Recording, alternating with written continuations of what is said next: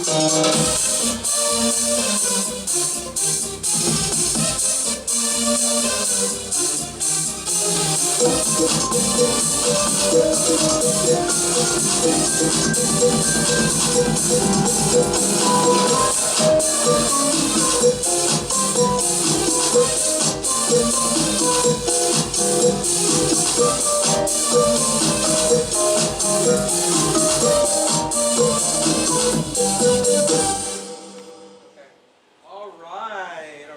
right. You enjoying yourself thus far?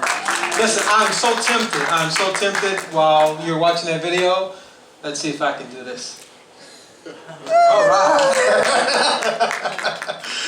All right, there you go. Let's welcome now to the stage Sean Tate. He's an animator and a cartoonist. Isn't that great? All right. He is a part of a group called Ground Under Studio. I practiced this. Ground Up Studios. Ground Up Studios. Thank you for correcting me. You can visit his site, which is groundupstudios.com. Groundupstudios.com. Now, Sean, can you just tell us a little bit about yourself? Oh, okay.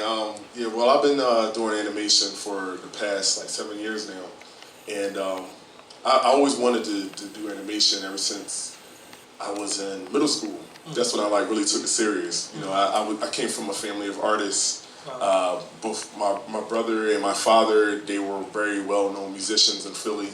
My mother, she's a fashion designer. Okay. And both my sisters sing. One does hair, the other like dance and choreography, and does all kinds of things. Now, which sister is that here today? Her name is Darian.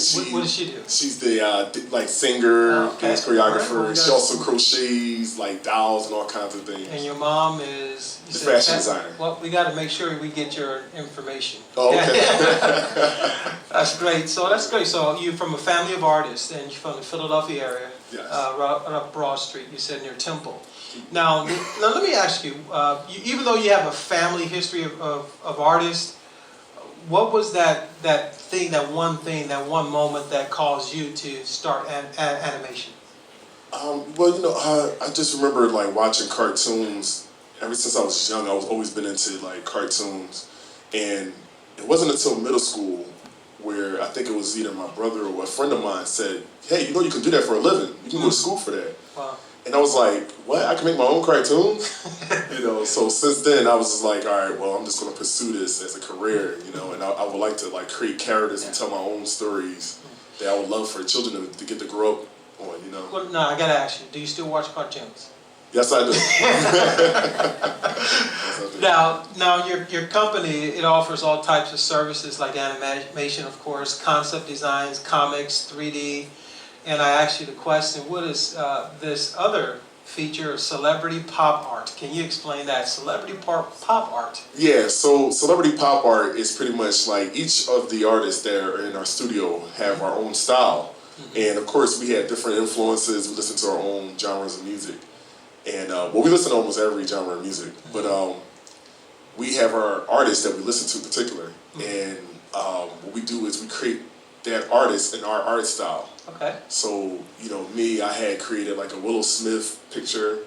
She has like graffiti behind her that was done by my cousin. Okay. And she has like a real bubbly, cartoony style that's just in my style, you know. And my one of my studio members named Gerald, he does websites for the company. And he liked Tate Hikari. So he made like this very nice watercolor looking picture of her. You know, he put like his background on there and everything. So that's great. Now let me ask you. Most folks are using computer generated work. Now, do you still draw by hand every now and then? Every once in a while. Yeah. Most of the drawing I do now is on my Wacom tablet. Okay. But every once in a while I'll draw by hand on paper and everything, you know, because I like to keep that the traditional animations, you know, like how Disney did it. Absolutely. And Stan Lee and a lot of the artists from back in the day. Yeah. You know, they didn't have all this computer generated stuff. You know. Now let me ask you, to that point, can you do everything on the computer? I mean, are there some details that you must do by hand? Or that I can do everything on computer now. Oh wow. Yeah, wow. Yeah, I can do everything on the computer, but you still have to know the fundamentals. You still have to know how to draw and everything, because it's just pretty much drawing or buy it with your hand and everything, but it's digital now. Yeah, yeah. So it's like, You're drawing it into the computer almost, which saves a step. Right, it saves a step from like pencil, smearing the lead all on the paper. Yeah, that's good. Now, what kind of stories do you tell through your work? I come up with like a variety of stories. I always try to think outside of the box, and I try to incorporate a lot of my favorite directors in my stories. You know, like I'm a huge fan of Quentin Tarantino and the Hughes brothers. You know, Martin Scorsese and Spike Lee. So basically, I'll try to create stories that tells a story, but also have like some moral and spiritual morals behind them. Like this one series I'm working on called Barrel Duckets, which is about a character who lives in the street life, and it's kind of like always being called into the street life, violence, revenge, all kinds of things. But later, as the story progresses, she wound up changing her life around for Christ. So it has like that very edgy storytelling to it, with a lot of action in it that you'll see in like a Quentin Tarantino film. But when people get into the series, they see the transition of a character that's like changing their life around. So you draw a man with the hook. Right. And then you now again we're with Tate, Ground Up Studios. Ground Up Studios. Now, again, with that hook, do you feel the responsibility to craft a message within your work? Yes, I do. I feel like it's a huge responsibility to craft a message in my work, because children are being exposed to so many different things. You know, especially this generation now is being exposed to so many different things from the media that can be misleading. You know, and I feel like my position as an artist, like all artists from different eras, is to tell a story, to hang on to the old traditions, and to also be an educator and be able to reach people through illustrations. Yeah, absolutely. I mean, at the end of the day, our children, I don't know the statistics, but spend tons of time in front of the throne of the TV, you know, and if you can be able to capture them in some way, and even a computer now, of course, you know, that, I mean, you can YouTube it and Google it and be entertained right there with your laptop, with your iPad and iPods. And so much stuff is available to them now with this technology. Exactly. So I can see how you work. I mean, which is really great for you these days, because most people back in the day needed mainstream, you know, TV to get their work out, but now you have so many other mediums to be able to do so. That's great. Now let me ask you a final question here. What can you tell an aspiring artist, you know, maybe in middle school today, or maybe they're a senior citizen and they feel as though that they just can't do it. You know, maybe they're on their last leg. Maybe they don't have that opportunity. But can you hold your answer? Because we want to make sure we show some of your work. Oh, okay. Now, give it up for the pastry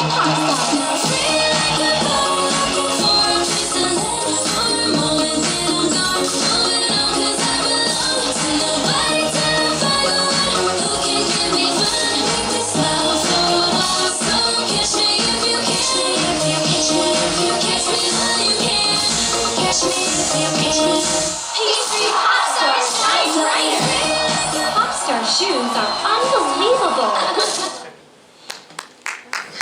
I want a pair. Does anybody remember that commercial? Again, what can you tell an aspiring artist?